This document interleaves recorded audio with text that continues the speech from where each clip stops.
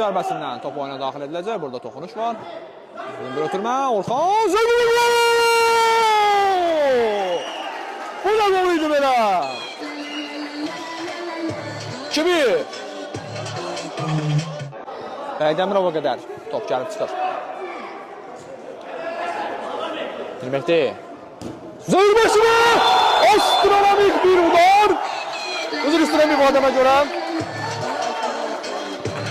İnanılmaz bir gol.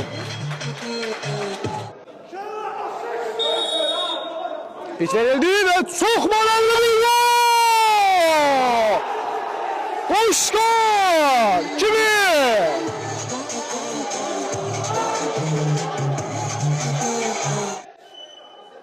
Dövre oyununda cərmə zərbəsini gözəl bir ötürmə gəlir burada. Gözəl də sıyrılır. Tahir! Muhteşem bir gol! Bu ne almış dışı? Bu ne hücumu, bu ne kombinasyon?